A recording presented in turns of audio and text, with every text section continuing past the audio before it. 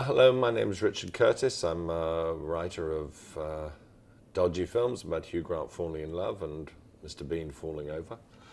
And I just want to say a very passionate thank you to the World's Best News for their inspiration and help on the Global Goals campaign. I remember when we first came up with this idea of how important it would be to communicate the new UN goals for sustainable development.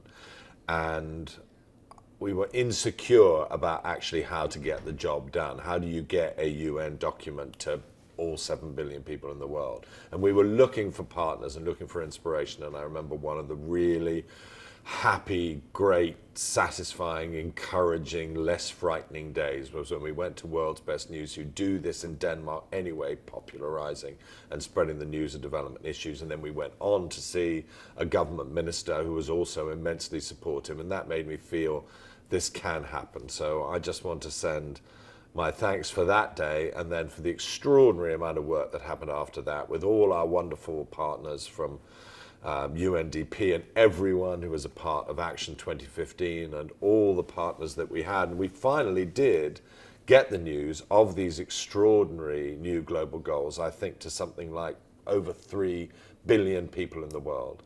Unfortunately, it's just the beginning.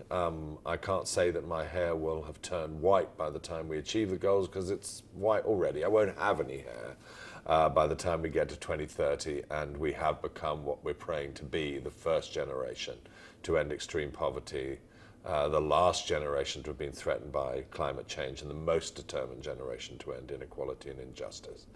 But I just want to say directly to those people who are part of that campaign and passionate about that campaign, thank you very much for what I think has been a brilliant start, and one which has been done with enthusiasm, energy, determination and passion. Have a very Merry Christmas and a deeply satisfying next 15 years.